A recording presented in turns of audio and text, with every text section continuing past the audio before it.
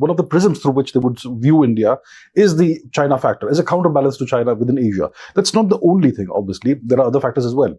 But the US of late has been putting pressure on India vis-a-vis India's relationship with Russia, India's refusal to condemn the special military operation in Ukraine. India is a sui generis nation. Yes.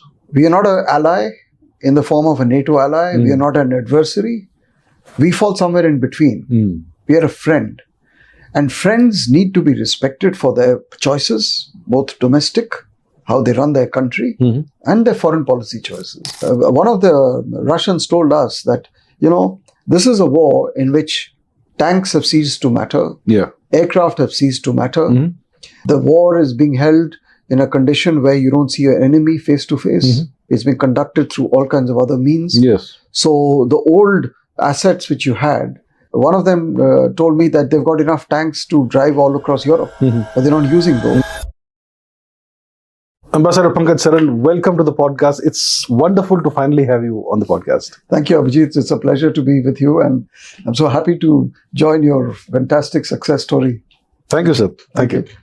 So, for those in the audience who may not be aware about you, can we let's begin by exploring your experience and your career in various domains, because you have expertise in multiple domains, diplomacy, in national security and all that. So, could you give a brief overview of the kind of career you had and what you've done in that? Yeah, thanks. I mean, I joined the Foreign Service in 1982, about 40 years ago. Okay. And started from Moscow, which was the first foreign capital where I served in the Indian Embassy, and ended, in a sense, my diplomatic career in Moscow as India's ambassador to Russia. I see. And so that 40 years was a very exciting period because we went through different phases of the global changes that were occurring, and also the evolution of India's own status as an economy, as a polity, as a society.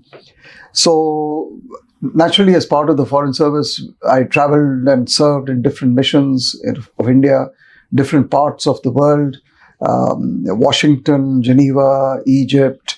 I spent many years in Bangladesh. For example, I was the High Commissioner there. I see. So, you have to learn the language. You have to understand the local culture. You have to understand the local elites.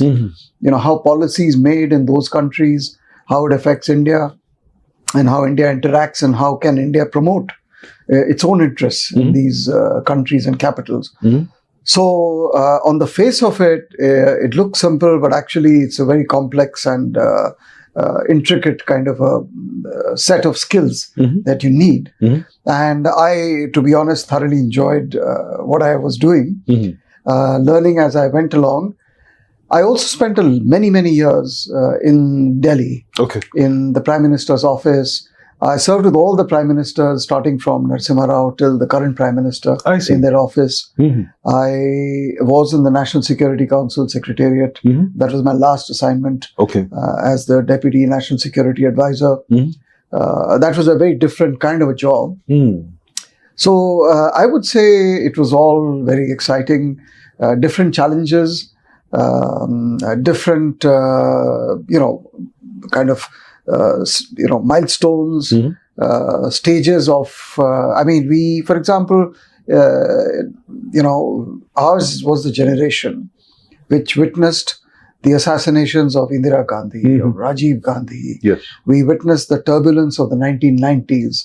We witnessed the India going nuclear in 1998. Yes. We witnessed the Kargil War. We witnessed the tensions with China.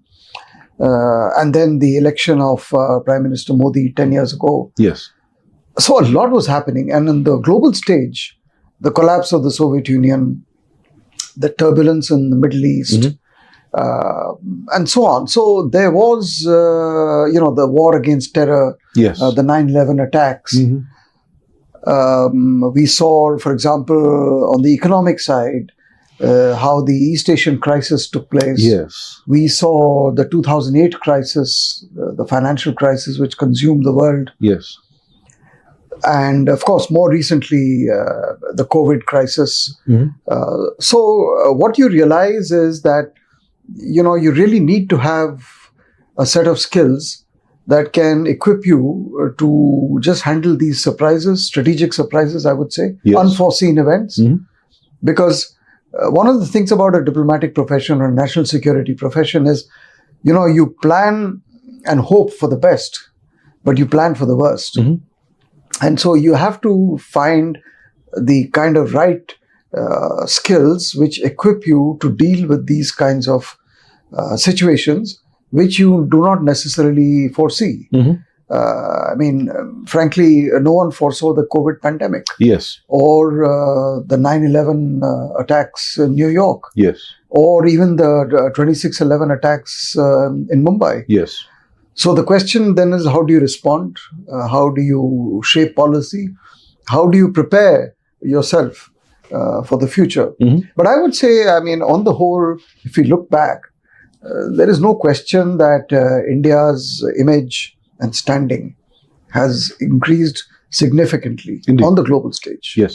And that's something which I think current day diplomats of India should be fortunate, because they are entering the arena at a time when India is much stronger, is stable, and India's voice, India's opinion, it all counts. It does.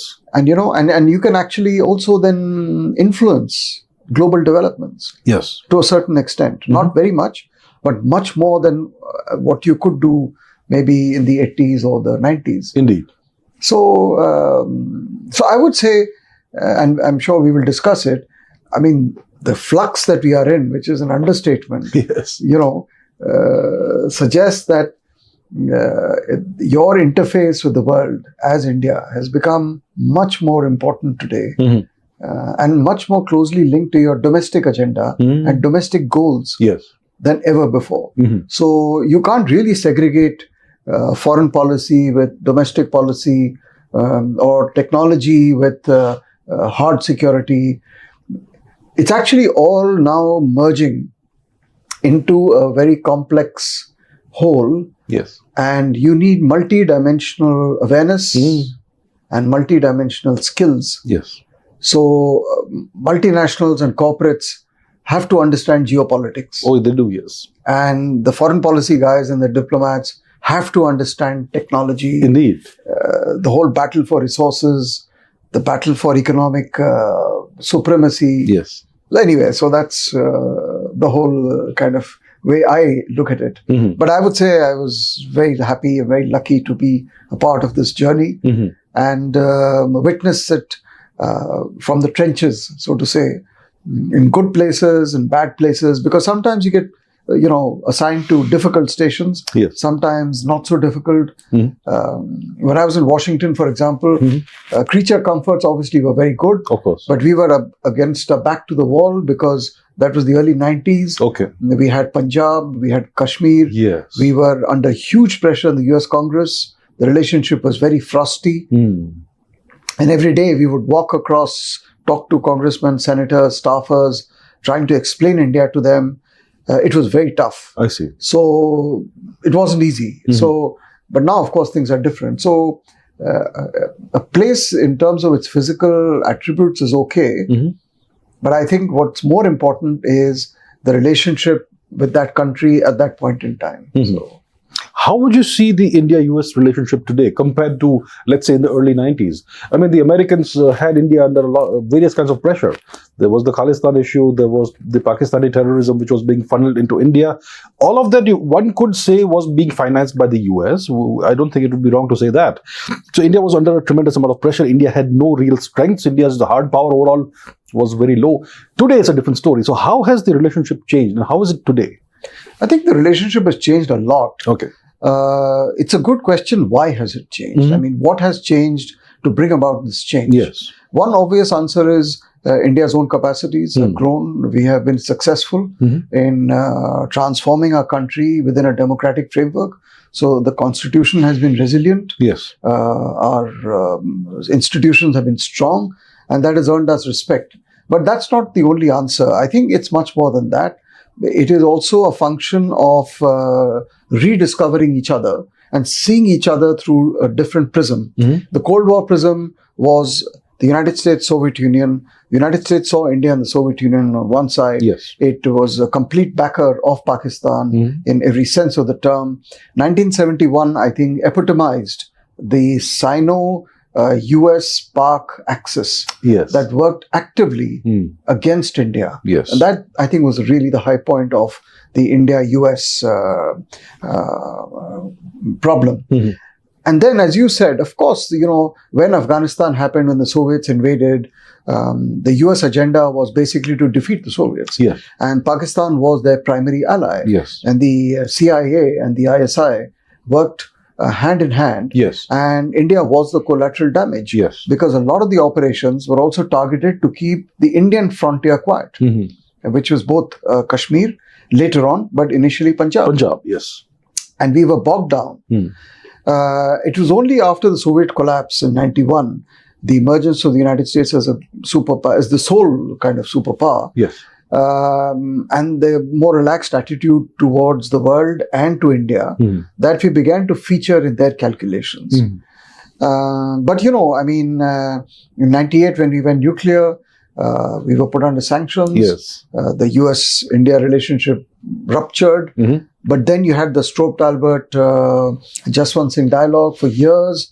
And then you had this, you swung to the other extreme of 2005, leading up to the nuclear deal in 2008. Yeah.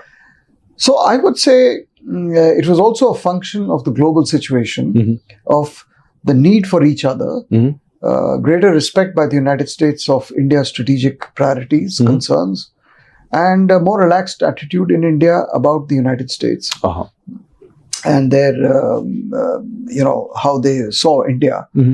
And then the mutual need for trade, for investment, for technology. And obviously, people to people is something which is at the bottom of the whole pyramid. Yes. In a sense that it drives the public relationship. So I would say today the relationship is very different. Now, obviously, with the rise of China, Yes. which is the new player in town since the last, let's say, 2008 crisis, I would mark that as the turning point Yes. for the rise of China, 15 years. There is a new kind of a trigger or a catalyst for why India and the United States should work closer. And so that, I think, is the new, but I wouldn't like to reduce the entire India-US relationship to the China factor. I think that would be an oversimplification and not accurate also, because I think we have more in common than just China. So, today it is the era of technological competition for influence, competition for in the area of soft power, in the fight against terrorism. So these are things which bind us in a sense.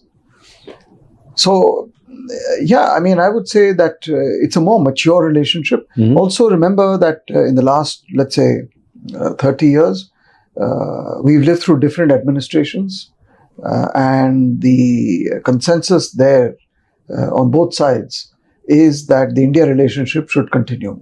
So whether it's the Democrats or the Republicans, and similarly on the Indian side, we've had this kind of a consensus evolving over time. So I would say greater political consensus also in both societies has helped to bring certain stability in the relationship. Of course, there are differences, but it's a more mature and a more broad-based relationship today. And I think both need each other. I mean, the United States needs India. India needs the United States. They have a lot of things which we can offer, and they also have things which we need. So the US would, one of the prisms through which they would view India is the China factor, as a counterbalance to China within Asia. That's not the only thing, obviously. There are other factors as well. But the US of late has been putting pressure on India vis-a-vis India's relationship with Russia, India's refusal to condemn the special military operation in Ukraine. And there is this outpouring of, let's say, propaganda that India's democracy is backsliding, India is becoming an increasingly illiberal nation, a more authoritarian nation. So what's the purpose of this? I mean, it comes from the very top, from Washington Post, from the New York Times, and so on. The biggest newspapers. Even the Guardian has put out some absurd article about India's alleged extraterritorial assassinations. So what's the point of all this? What are they trying to achieve? Yeah, I think one of the things which we need to figure out in India is to how to deal with the United States. I mean, it's not a monochromatic player. Yes. In the sense of the pillars of the United States establishment. It's disaggregated. And we have to have that sophistication to deal with, let's say, the three arms, the executive, the legislature, the judiciary, the media, the strategic community, the think tanks. So each one of them has a different approach, not just to India, but to generally everything. The world, yeah. So that's the first answer. Secondly, on the first point about Russia and Ukraine, I mean, they have to understand that India is a sui generis nation. Yes. We are not an ally in the form of a NATO ally. We are not an adversary. We fall somewhere in between. We are a friend. And friends need to be respected for their choices, both domestic, how they run their country, and their foreign policy choices.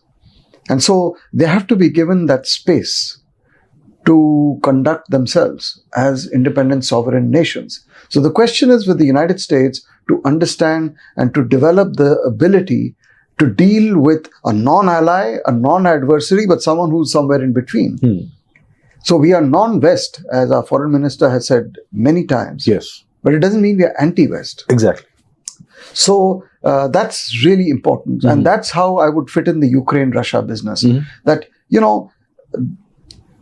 the question is, we want to be friends with the United States. We said it openly that there is a huge stake in India. But we also have big stakes in our relationship with Russia. Indeed. And so the United States has to understand that it cannot be a zero-sum game. That if I want to be friends with the United States, I have to cut off my ties with Russia. Yes. It's not happening. Yeah. And my ties with Russia did not begin in 2022. They began 70 years ago. Yes. It's an open book. There's no secret there. And there are good reasons, sound, strategic, hard, logical reasons why India needs to maintain a relationship with Russia. It's got little to do with emotion and much more to do with hard strategic choices. Yes. So they have to respect that. On the other question that you raised about the media coverage, about India's illiberalism and sliding back and all, it's simply coming out of a degree of cultural arrogance that you're not like us. And we're not like you. Yeah. And being judgmental. Yes. And so, we have to kind of live with it. I mean, it's a challenge for us that we are able to convince them of what is happening in India, the transformation of India. It is for real. Just because I don't fit the image that you are used to or that you want does not make me a less desirable partner. And there is diversity. There is a civilizational difference between the Indian civilization and, let's say, the Americans or the European civilization. Yes. I think one of the things which is coming up today in the world is the awareness that there are these different civilizational entities who will think differently, behave differently, and they all have to be respected. There is no there is no logic or no justification in viewing one as being more superior than the other. And insofar as democracy and all is concerned, look, you're governing a population of 1.4 billion people. Not a single coup in the last 75 years. Elections have been held, parties have won, parties have lost. We just have to have more confidence in ourselves, being able to explain the way we deal with ourselves.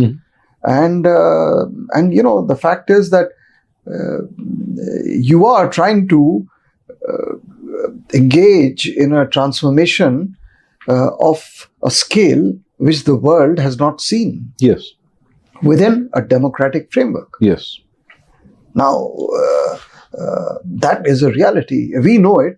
it's time for the Indian voice to be heard and not just become a slave of what 4 or 5 newspapers write and take that as gospel truth. Indeed. Or as a golden standard or a certification. I think we need to, and that's why I feel we are in a moment today of rejuvenation. Right. How would you characterize the India-Russia relationship today? I mean, we have gone through a lot the past 70 years. It essentially begins with India's independence. And we went through the phase of Stalin, we went through the USSR phase, the 90s phase, where everything was very, all up in the air. Then Russia was kind of flirting with Pakistan for a bit in the 2010s. Then the Druzhba exercises and whatnot, transfer of helicopters and so on. Today it's a very different thing. So what are the factors that underpin the India-Russia relationship, and what kind of Russian relationship do we have right now, and what can we expect going forward? Very long question, but... No, yeah. Good. I'm glad you asked. Look, the relationship with Russia, as you said, went through different stages. Yes. I would say that when in 1991, it broke up, that was a big strategic setback for India. Very much. Because 1991, Russia or the Soviet Union was actually the anchor, the strategic anchor for India in a world dominated or a world driven by the Cold War. China was not there. China was absent. At that point, yes. China was absent. So you needed a countervailing kind of a force, and the fault lines and the alliances were pretty much drawn in that sense.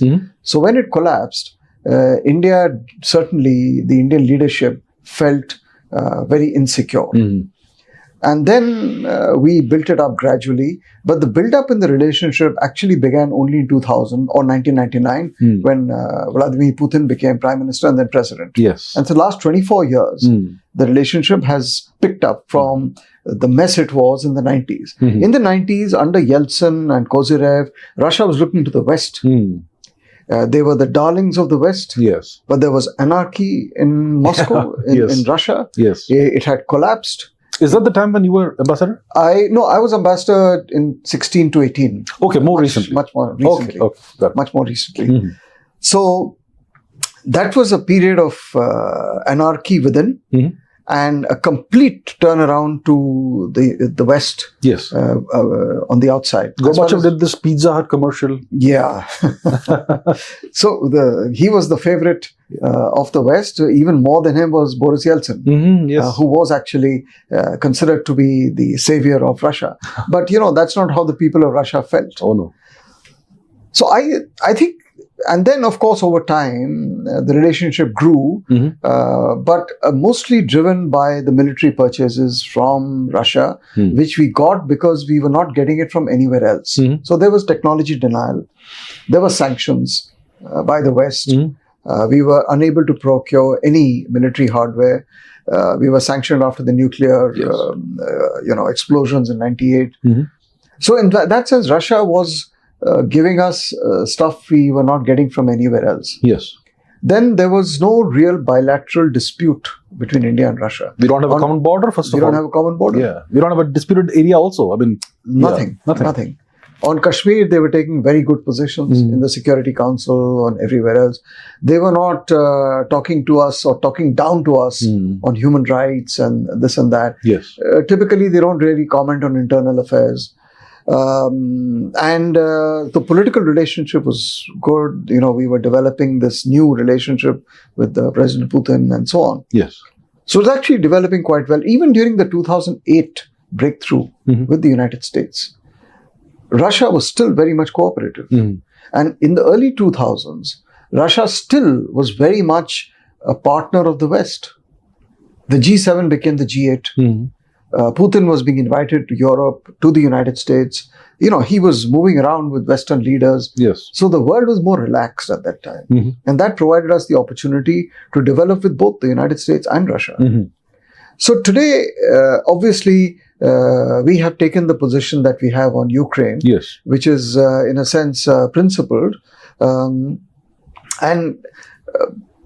the relationship now has to be reinvented in a certain sense. Okay. Part of it we have already seen, that we have done a huge switch on the energy side, where Russia has emerged as the largest supplier. Yes. Going forward, I would say that you have to look at the map to understand why we need Russia. Yes.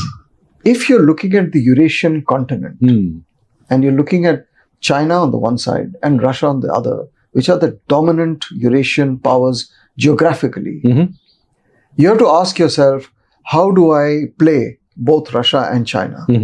And what kind of relationships do I need to be secure within Eurasia? Yes.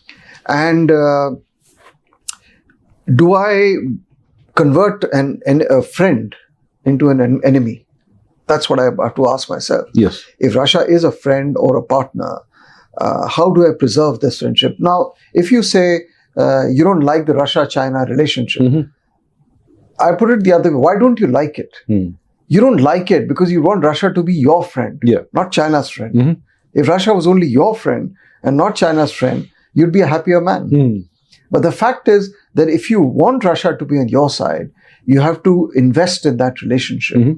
Otherwise, you can throw in the towel and say, I think it's a done deal and there's nothing more for me to say. They're in bed with the Pakistanis. And so you have not just a China-Pakistan axis, you have a Russia-China-Pakistan axis. And then for me, the question is, where do I go if I have to face this kind of a strategic threat scenario? And the last point I would say is for the future, the most important is we do not have any bilateral border dispute or political dispute with Russia. Yes. We do not. Yeah. There is a lot of common empathy among our peoples. Yes.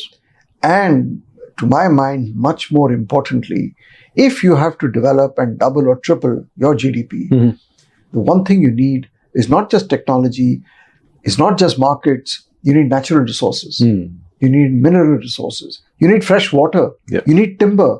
I mean, the Chinese have figured it out. The Chinese are doing the best that they can, both with the Americans, the Europeans, and the Russians. Yes. Let's learn from the Chinese. Oh, indeed.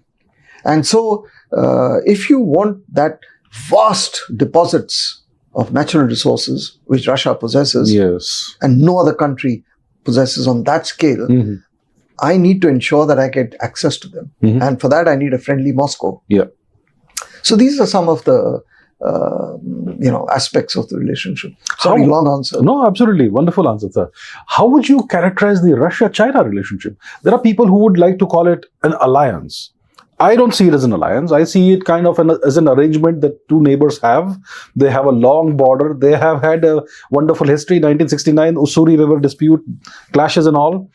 And I believe both nations have certain missiles pointed at each other as a precautionary measure.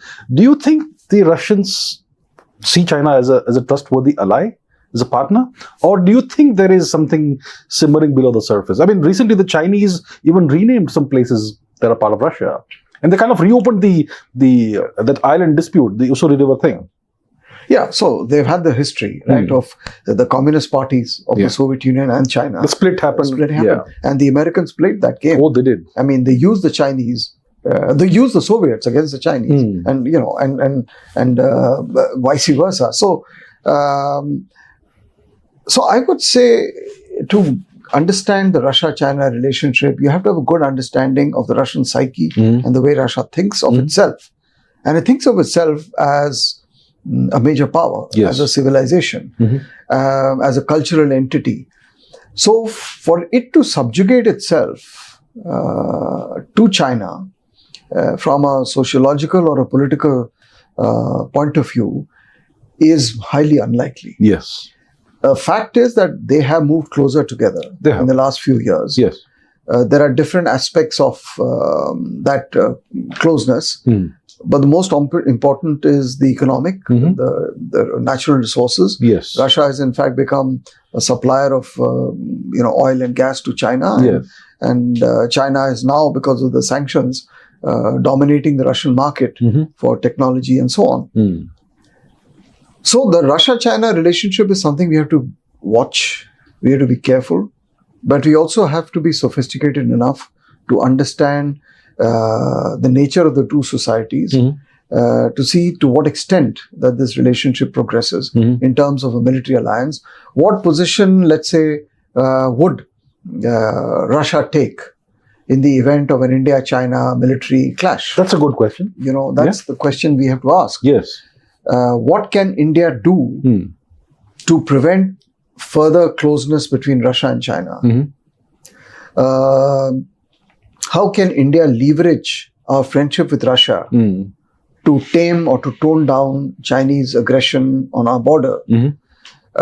These are some of the issues that we have to ask ourselves. And, so this is going to be a challenge for us. From the Russian or the Chinese perspective, what the Russians are seeing is the rise of China, which has gone far beyond Russia's own national power. Yes. China's success is far higher and greater than Russia's.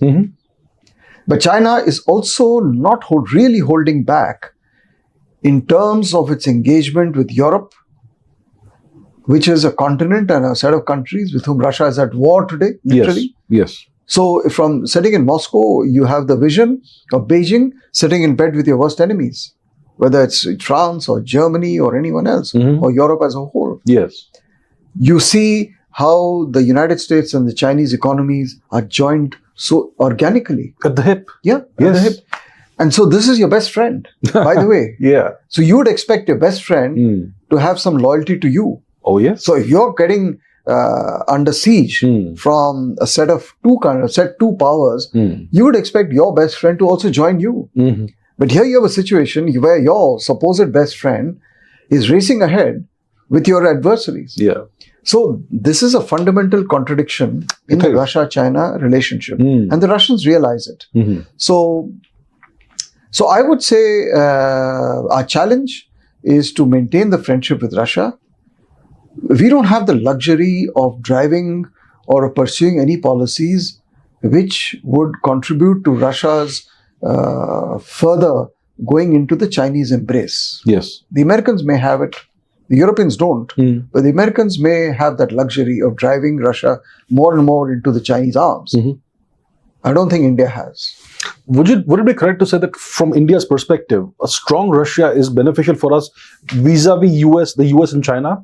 And also from a Russian perspective, a stronger rising India is beneficial vis-a-vis China? I think so. I mean, that's a great question. You see, this interplay of power between the United States, Russia, China, India, and maybe the European Union, it's a gaming theory, right? How do you game the way these powers interact with you and with each other? Yes. And both these actually impact on each other also. Indeed. So it's an excellent state to be in for a theoretical analyst of major power play. Yes. And books have been written about how major powers behave. I would say that today a strong Russia is good for us. Yes. Because it gives us more opportunities. Yeah. A strong India is also good for Russia because it gives them options outside of the Chinese option. Yes. They do not want to put all their eggs in the Chinese basket when it comes to the Indo-Pacific or the Asia-Pacific or the Asian continent. They want India. They want to keep India in play.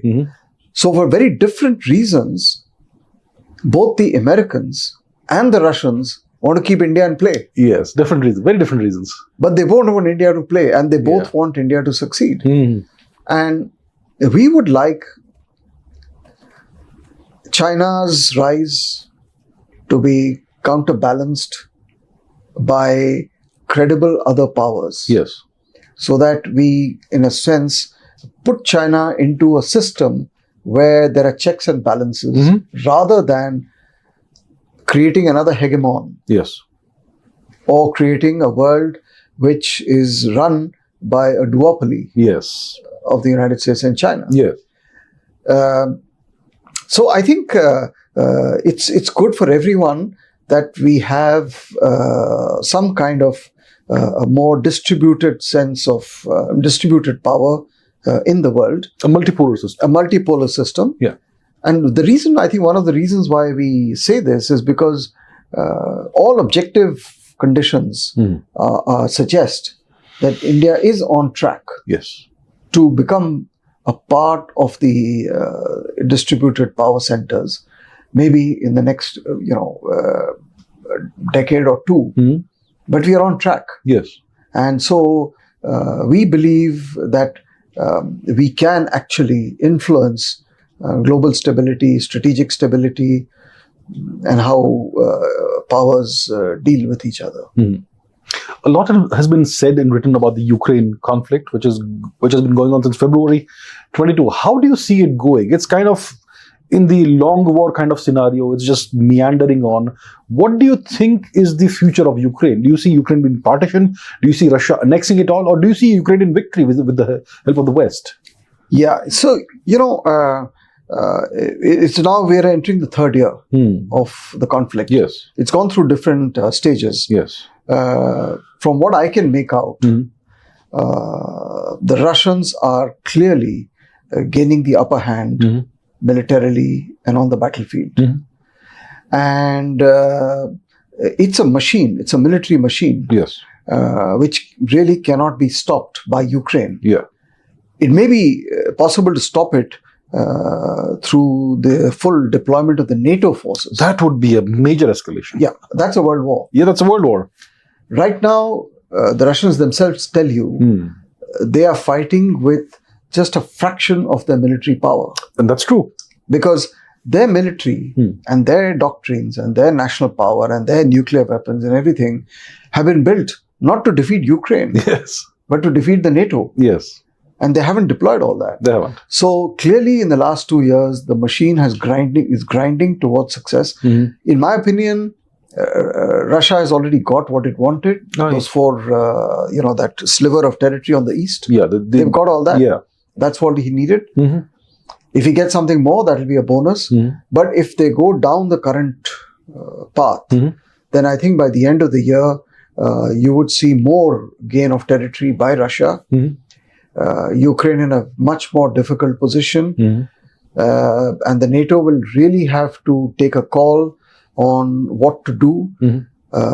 Look, obviously, the NATO doesn't like it, the Europeans. So the rupture in the relationship between Russia and Europe today has never been as bad as it is today in the last, say, 40, 50 years. Yes. So that is also true.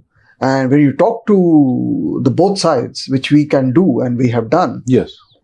what strikes you is the complete difference in perception. And there is no meeting ground as to how to resolve or to find a settlement which, in which you can check out all the boxes of sovereignty, of territorial integrity, of stability, of peace. It's all very difficult. But to answer your question, I think Russia definitely has gained the upper hand. They are looking much better than they were last year.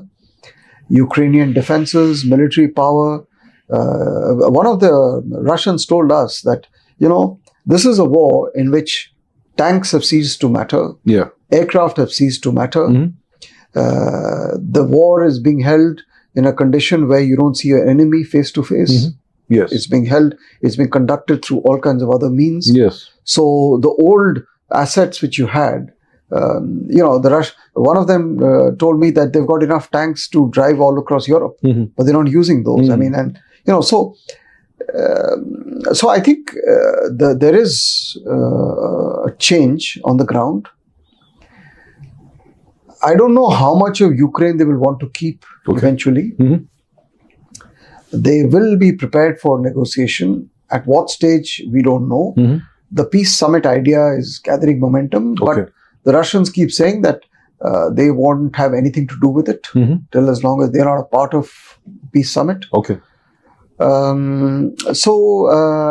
Let's see which way this whole thing ends. It could end either as a frozen conflict.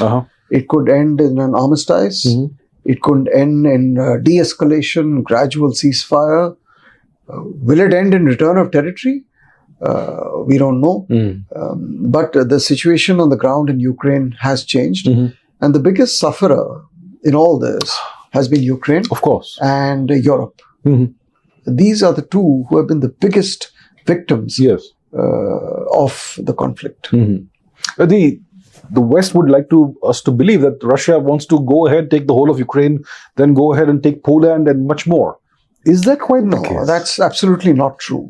That's not true. That's a section of their media and strategic, maybe the extremists who are propagating this, or, hardliners in their establishment. But they know it. I mean, the people who make decisions in Europe, in Brussels and Washington, they know this is not true. Ukraine is sui generis. Yes. It is not Poland. It is not the Baltics. It is not Hungary. It's not anything else. Ukraine, let me put it this way, is roughly the equivalent of what Pakistan is to India. Exactly. When India was partitioned or when the Soviet Union broke up, a new country was born. Here it was Pakistan, there it was Ukraine. Yes.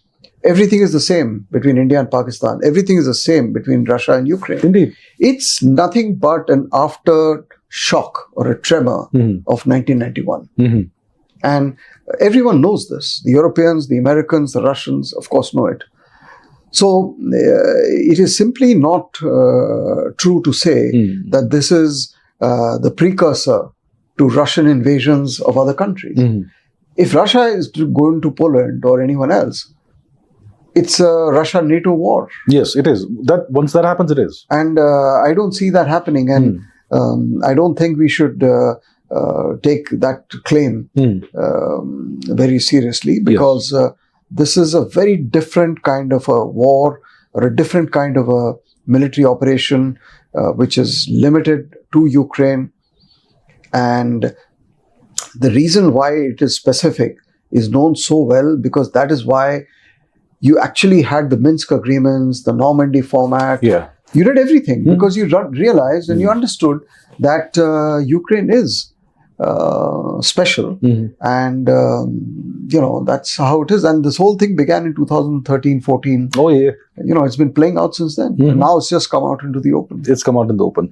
Russia has actually been very restrained. I mean, recently there was this terrorist attack in Moscow, and they are claiming that they have evidence of Ukrainian involvement, but they still haven't taken any action vis-a-vis this. So they have been very restrained. Even during their invasion of Ukraine, they have not been, flattening the place. They have been very restrained. Well, in the case of Ukraine, they've pursued very smart policies. They've targeted energy infrastructure, railway infrastructure, the defense headquarters. They tried to break the will initially because, they really felt very strongly about what the Russian minorities were facing in Donbass and Luhansk. Yes, yes. And, their whole belief in the neo-Nazi kind of, and the Azov battalions in Ukraine. Yes. So, yes, they initially did a shock and awe kind of thing. But now they've become much more. And now today the front line is about 1,000 kilometers. And they seem to, and they were telling us that, the number of landmines that today exist on the border between Russia and Ukraine, it is impossible for any human being to actually cross the border. So it's a very different kind of war, a lot of lessons for us, so targeted. But on the other hand, on the Crocus, on the terrorist issue, we always felt and knew that this is a dirty war. The Nord Stream 2, the Kerch Bridge. Yeah. So there were these unconventional, unorthodox, the Black Sea, Russian ships on the Black Sea. So a lot of this was going on. But on the Crocus attacks, just to talk about that, firstly, very tragic. Yes. Very, very tragic. I think the Russians agree, and that was actually the statement which came out, that they were Tajiks. And with Tajikistan, there is a serious issue. There is an issue of Islamic fundamentalism. ISIS-K. ISIS-K would be. Yeah, ISIS-K is, of course, in the Khorasan is in Afghanistan. But, there's a lot adjoining Tajikistan. A lot of free flow across the border. It's completely porous. So Tajikistan is a problem for them because also thousands of them work in Moscow and in Russia. Centrally as Tajiks. So it's a serious security threat for them. The question, of course, is, as you said, that they're trying to suggest that there was a Ukrainian involvement. I have been told somewhere that there was some funding through cryptocurrency of these operatives, etc. But that's not really proven. But yes, you're right. I mean, we have not seen some kind of a retaliatory attack by Russia on Ukraine. Yes. Frankly, I don't think it's going to happen. I think the Russians are probably just assessing the information, biding their time to try and understand what actually, who's the mastermind of this whole thing. But the fact that if they are Tajik, and that's what the Russians have also confirmed, is a serious concern even for India. Yes. And for everyone else. In this region, yeah. Everyone else. Yeah. Of course, the Americans say that they warned the Russians and they gave these warnings, but so it's still cloaked in a little bit of mystery. There have been suggestions that NATO should get involved directly in the conflict. The French President, M. Macron, wants to send French troops to fight the Russians. Do you think that would be a wise move? Look, from the day one, I've been saying NATO is not going to get involved. Okay. Because, if it was so simple, by now Ukraine would have been a NATO member. Ukraine is not even a member of the European Union. Yeah. Because, so the NATO allies, they understand that if they get into the conflict in overt ways, you see, right now they're there, they are involved. Americans, British, in terms of technical assistance, intelligence, equipment, training, satellites, surveillance, and so on. They're there in many, many different ways. In fact, both President Trump and Biden actually sought authorization to sell weapons to Ukraine. So they're there in that sense. But for NATO to be involved, I don't think the NATO is ready for that, because that will lead to a conflagration, which would be the real war. Yes. That would be the real NATO-Russia conflict and would be just a step away from a possible world war. Indeed. So I don't think the NATO is going to get into it. And that is the real dilemma.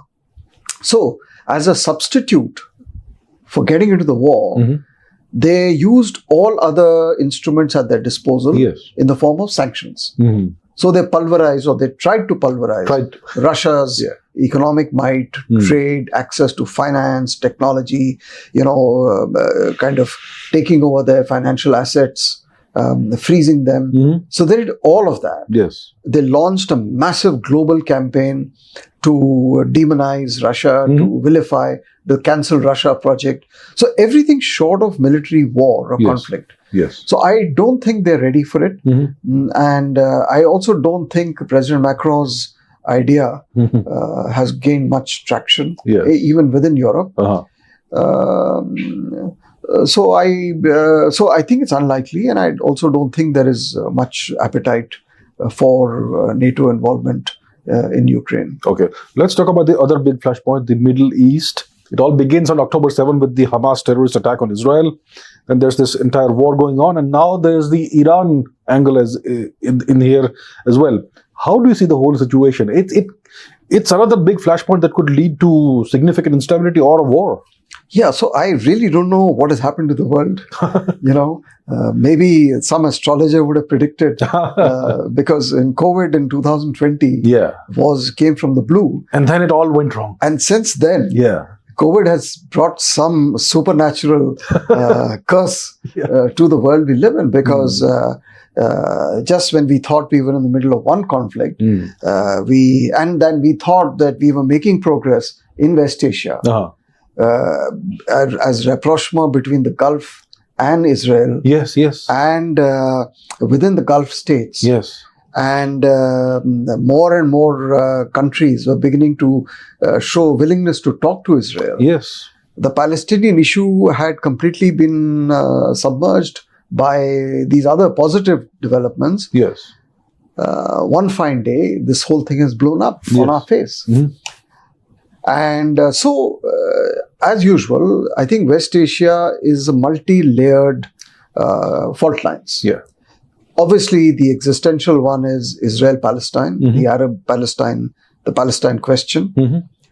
The second is the Iran-Israel, conflict. Then you have the conflicts within the Gulf states among themselves. And then you have the Shia-Sunni divide. And so when we look at West Asia today, and yes, there is another element which is now coming from Yemen and The Houthis, the Houthis and the proxies and so on. Mhm. So just when we thought that West Asia was stabilizing, that Israel was feeling more secure Mhm. through the Abraham Accords and everything else, Yes. and that Iran was relatively quiet. So it's all blown up and it's all blowing up. Mhm. I think it's much more serious than Ukraine as far as we are concerned. As far as we're concerned. Because the stakes are very high. Yes. And I think it is because of this that the Americans, after October 7, they have been trying their best to counsel Netanyahu and Israel Mhm. to ease off a little bit on Gaza, Mhm. trying to restrain his kind of responses to October 7 with limited success, but they have been trying. Because I don't think they also want to get into another conflagration in the Middle East. Because the Gulf states are also being very quiet so far. They didn't want to contribute to the increase in tension. Yes. But they have a point beyond which they will not be able to control their domestic opinion. Indeed. So, they're also being stretched. Yes. Everyone's being stretched here. And now, of course, with this last few weeks leading up to the attacks by Iran on Israel and the killings of the Iranian generals in the consulate, Yes. it's taken a new dimension. Yes. And all we need to hope for is that better sense prevails. And here, the only and the most important and the only actor who actually can influence events is the United States. It's the US. Forget about China. Nah. It's nowhere on the scene. No, it's not. Russia is a bit of a player. Syria and all that. Syria, Iran. Iran, yes. Yeah, but China's nowhere. So we are back. All eyes are focused on Washington. And today, it can be the peacemaker, the peace broker. It can counsel restraint. It can use its friends in West Asia, such as say Qatar or Oman, to talk to the Iranians, to counsel restraint on all sides. So I don't see this going out of control because the consequences are grave. Yes. And I don't think neither the Gulf states nor the Americans want to get involved in war. So we'll see. I mean, this is also, these attacks are not actually helping the Palestinian cause. They're not. It's not as if you're finding anywhere nearer a solution to the Palestinian question than you were 20 years ago. Right now, it is emotion driving Israeli policy. And that is not a recipe for a solution. A two-state solution is a good thing to talk about. I think they tried to implement that. But it'll never happen because it's so difficult to have a two-state solution. It's a nice thing to say, but the practical realities and the difficulties are so strong and extreme that how do you actually get to a two-state situation where you have Israel and Palestine? I mean, what Palestine? I mean, which Palestine? Yes. What are the boundaries? What are the borders of that Palestine? Yes. Who's going to run that Palestine? So I think it's unfortunate, and we're in a big mess. Indeed. I think one of the concerns the West has, and also Israel, is that Iran could go nuclear. They've been enriching uranium for quite some time after the breakdown of the accord which they had with the West because Mr. Trump walked out. And one theory is that maybe the Israelis attacked the consulate in Damascus, the Iranian consulate, so that Iran would respond and then they can start a war and take out those nuclear sites. Do you think there could be some truth to that? I think there's a bit of a conspiracy theory in this construction. I don't think the minds are thinking like that. Okay. With the collapse of the GCPOA and the walkout by Trump and so on, I think the Americans initially tried and then they gave up at some stage with the Iranians. I don't think this is the right time to take out Iranian nuclear capabilities. Tensions are really high at this time. Yes. really high. And this is actually a time for people to just step back. This is what they would tell us if tomorrow we had a situation with Pakistan. Yes.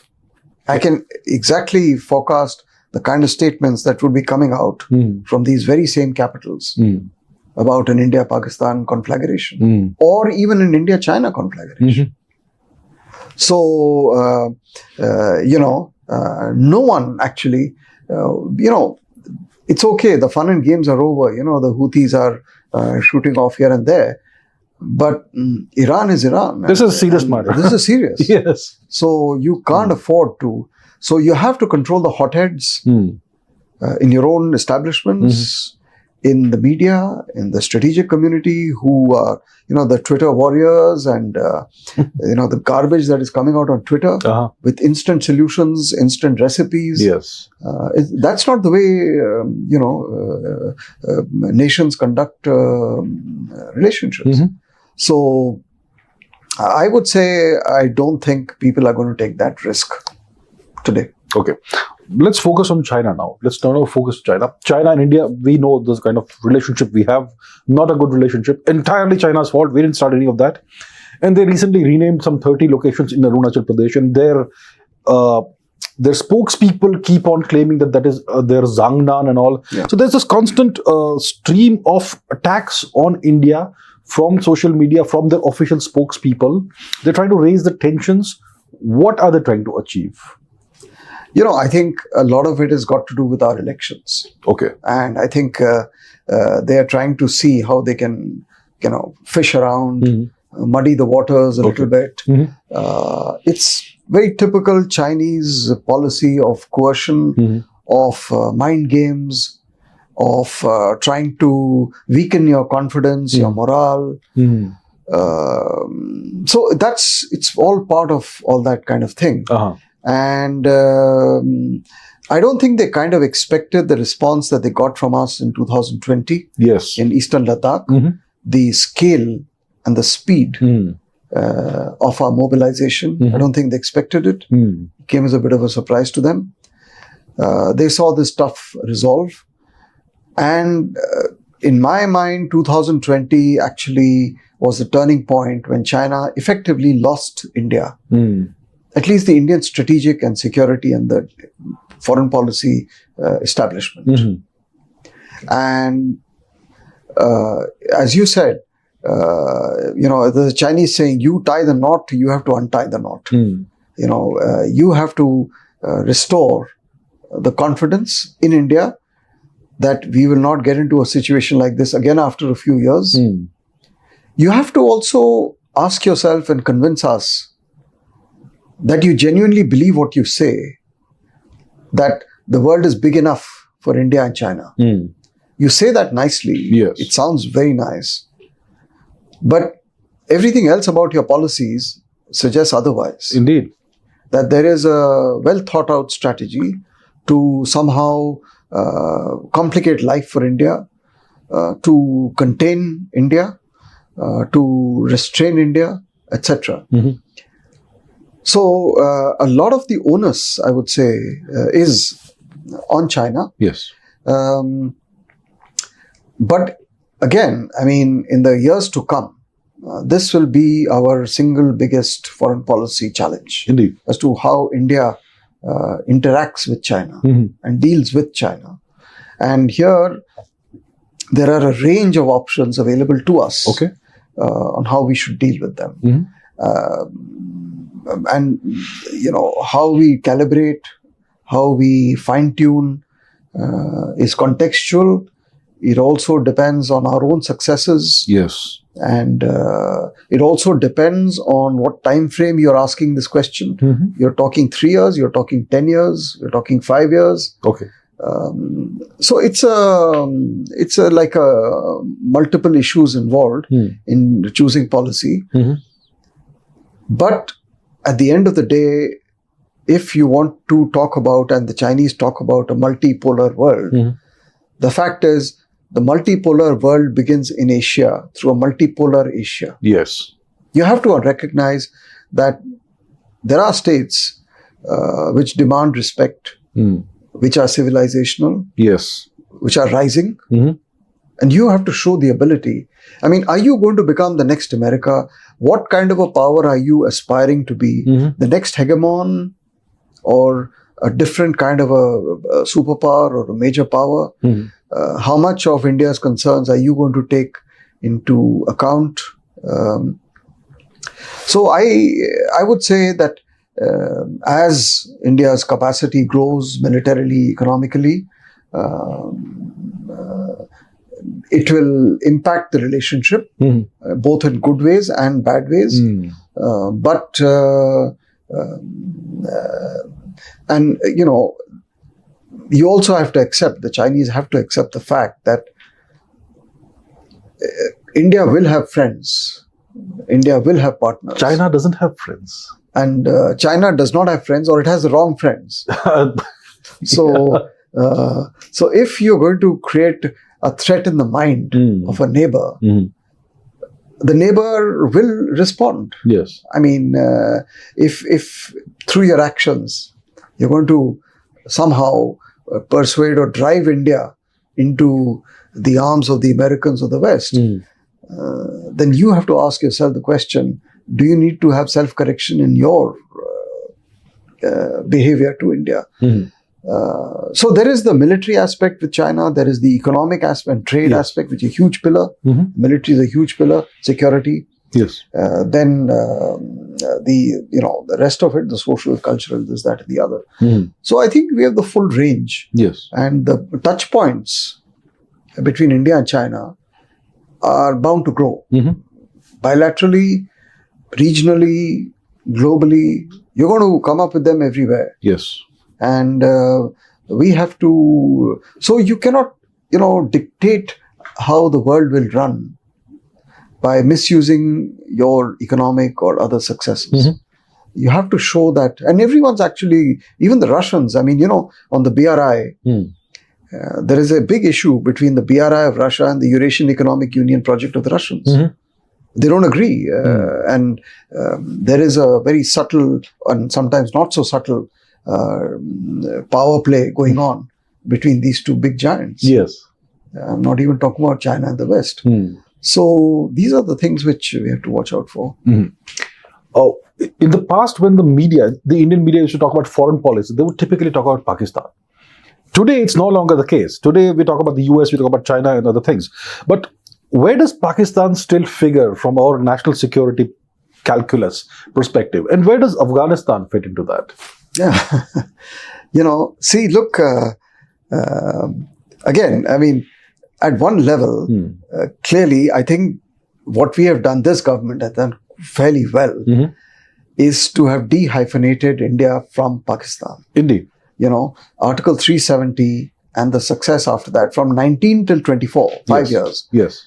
The turnaround in Kashmir has been dramatic. Indeed. And it's not just, I think, Indians saying it or the government saying it. I mean, everyone is saying it. Yes. Because you can't have millions of tourists going and hotels filled up and lesser security presence, lesser number of terrorist incidents. All that is happening. Yes. Secondly, the Pakistani economy is imploded. It has. I mean, no one expected it to go under as it has done today. So they are in no condition to even talk about a 1,000 cuts approach, etc. Yes. So there is dehyphenation, both because of the successes of our policy and the failures of the Pakistani policy. Their old model has not worked. It's run out of steam. Yes. The old, power structures which continue have seemed to have run out of ideas. And on top of all that, you have a situation today where you could even argue that the more troublesome border which Pakistan has is with Afghanistan. The Durand line. The Durand, not the McMahon line. So, and so, the Pashtuns are fighting each other. Yes. For identity. So I think Pakistan is in a very serious, and I think they admitted themselves. I mean, I don't think Pakistani elites and all disagree that it's in serious trouble. So does that mean that Pakistan is no longer a threat to India? I don't think so. Still a threat. I don't think so. Yes. till as long as the power structures remain, the mentality remains. Yes. Basically driven by Rawalpindi. And the Punjabi military officer sees himself Yes. as the savior of the state. With the nuclear weapons that they have, it will always remain a threat. So I don't think we can remove our eyes from that ball. Okay. Terrorism has reduced to some extent, but the capability to ratchet up this machine still exists. So that's the second. Right. So nuclear terror, and lastly, I would say the axis with China, Yes. which now has become deeper in the sense that it not only is traditional in the sense of the access to Gwadar and the Indian Ocean, Yes. but it's also intelligence, satellites, space technology, submarines, nuclear capabilities, and the whole strategy of using Pakistan as the bridgehead or a proxy to keep India on its toes Yes. is still continuing. It's a different point that it may not have succeeded, but that is a strategy which we cannot wish away. Yes. So that's the answer to your Pakistan question. On Afghanistan, I think what Pakistan is discovering, sadly, again and again, they keep making the same miscalculation, is that basically an Afghan actually would like to have good relations with India. Actually. Yes. His primary problem, it seems, socially, culturally, historically, is with the guys opposite the Durand line. Punjabistan. Yes. So we have a situation where we are actually sitting fairly pretty with Afghanistan. Yes. There is a pull factor. The Taliban and everyone else wants us back. We are also showing the willingness to go back. Yes. So the India-Afghan relationship has actually not suffered the kind of setback we thought it would if the Taliban were to take over. And as far as I know, the Afghans do not view India as an enemy nation. Indeed, yes. So, and they have said that they will not allow terrorism against India to kind of, take roots on Afghan soil. Yes. Of course, we haven't recognized the Taliban, Not yet. but this is the game everyone is playing. Yes. Formal recognition has not happened to the Taliban.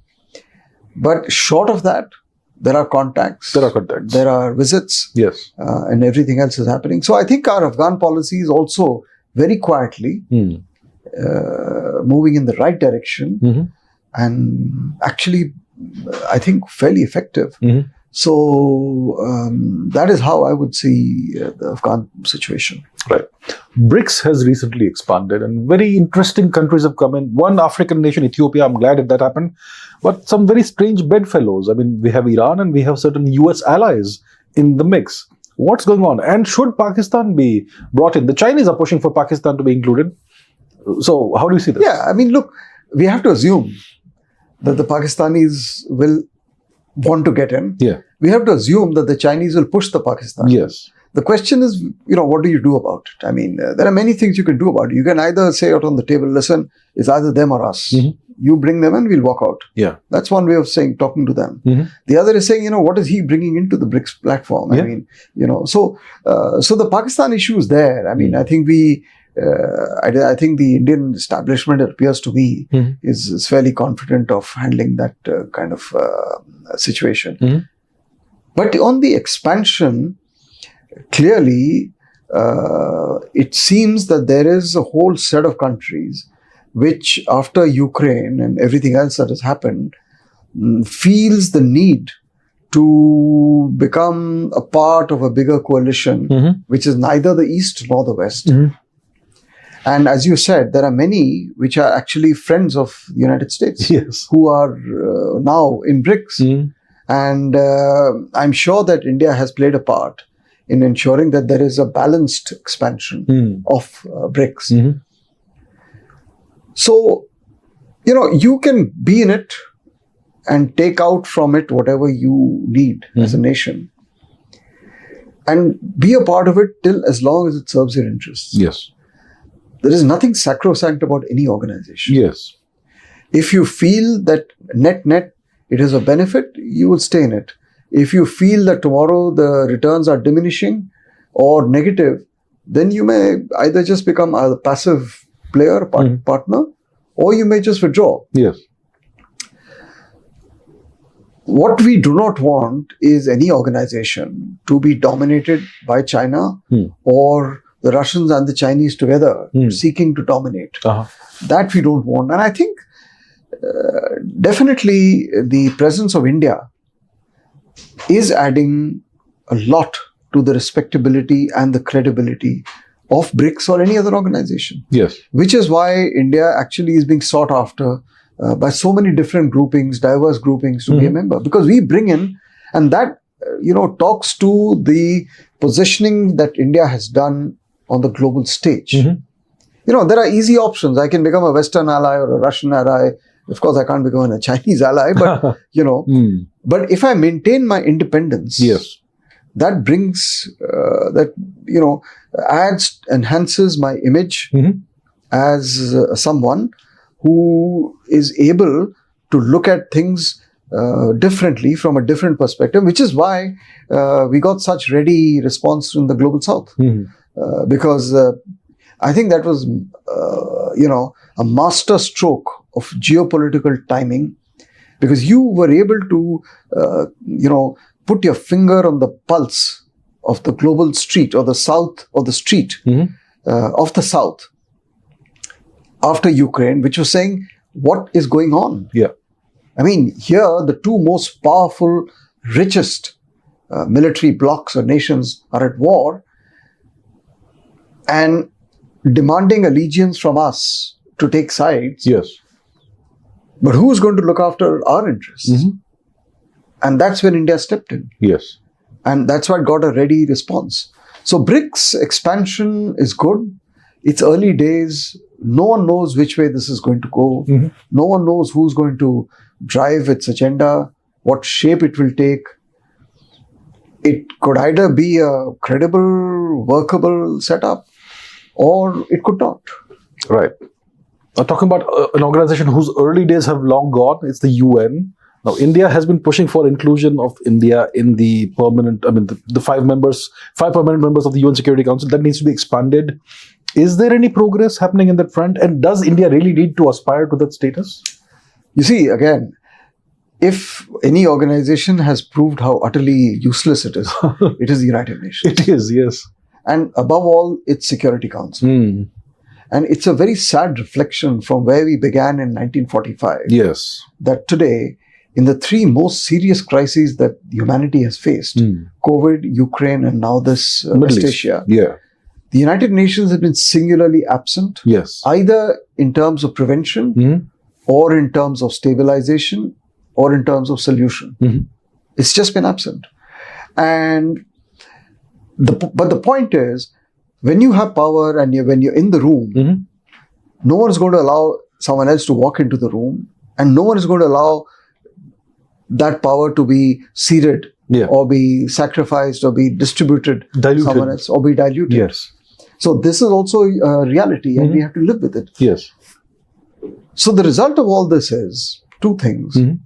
That India has been trying to find solutions and make coalitions outside of the UN. Yes. You can be happy where you are, on the 38th floor of the United Nations in New York. You do your thing, you have your meetings. No one is listening to you. Yes. If we want to get our job done, we'll do it outside. Yes. So it's a bit of a lawless kind of a approach, but you're driven to it. Yes. You're driven to it. Yeah. And so you say, okay, I'll have these coalitions for this, for that, for energy, for this, that, and the other. And I will get my job done for corridor, IMEC and all that, whatever it is, to advance my interests, secure my interests, because the affairs of a nation can't stop. Yes. And can't wait for a reform. The second thing which India has done is, if you might have noticed, that its rhetoric on expansion has reduced somewhat. It has not become a make or break issue in Indian foreign policy pronouncements. It's not as if you start your day praying that you get into the Security Council. Yes. And you end your day with another prayer or a plea or a threat. Yes. So there is a benign kind of a less stringent, strident approach saying, okay, my time will come. And you, beyond a point, cannot keep me out. And I know for a fact that you can't keep me out because your actions convince me that you can't keep me out, because for every global threat, for every global crisis, for every global situation, you want India. Yeah. It's not just the G20. You want India every single place, in every single issue. What does that tell me? It tells me that India is systemically important. Yes. UN or no UN. So I would say the fact is there is a historical inevitability of India coming into the decision-making circles of the United Nations. Like Dr. Jaishankar said, in his book, latest one, this concept of freezing the moment. You just froze that moment. Yeah, the 1945 moment. Yes. So he says either before or after. Yes. I mean, what's so sacrosanct? I mean, it may be a world war, but it was actually in Europe. So, so there is this view that today or tomorrow, you cannot keep 1/6 of humanity outside of the responsibilities to maintain peace and security. And so time is on India's side. It is. And we have our own vision for the next 20, 30 years. And, so if you are convinced that time is on your side, that you're only going to go up from here, not down, then you get more relaxed about this whole thing. Indeed. Before we conclude, let's talk about NatStrat, your initiative. What is it all about, and what's the work that you do? Yeah, it's about a year and a half old. It's a new, very small outfit. Okay. The idea is to bring out quality research on geopolitics, on technology, on economy, and the intersection of all these in some areas, not the whole canvas, but few areas, and to focus on issues that are of core interest to India. Okay. And also to get India's voice heard on all these issues, both within India and outside. And to bring out the fact that India also has a perspective and a view, and we have our own mind, and we can think fearlessly, without fear, without favor. And it's so we have full independence, privately funded, and we have ambitious plans to grow in the future. But we want to be measured in our growth, not try to overreach ourselves, and focus, as I said, let's say, on major powers, on India's neighborhood, both immediate and extended. On technology, we want to focus on those cutting edge and how technology is now beginning to interface with geopolitics. Yes. Similarly, on economic security, today national security has become much more integrated with economic security. Yes. So non-traditional threats to security. So these are the kind of things that we are trying to do. We also get international writers. We've already, in the short period, we've got some very good, high quality, credible international strategic experts to write for us. Okay. And that I take as a kind of a signal that we are credible to the outside world. All right. So thank you so much for a fascinating conversation, and I wish you all the best in this new initiative that you're doing. Thank you. And I look forward to having you in the future again on the podcast. Thank you. This is a wide-ranging conversation. Thank you very much for having me. Thank you, sir. Thanks a lot.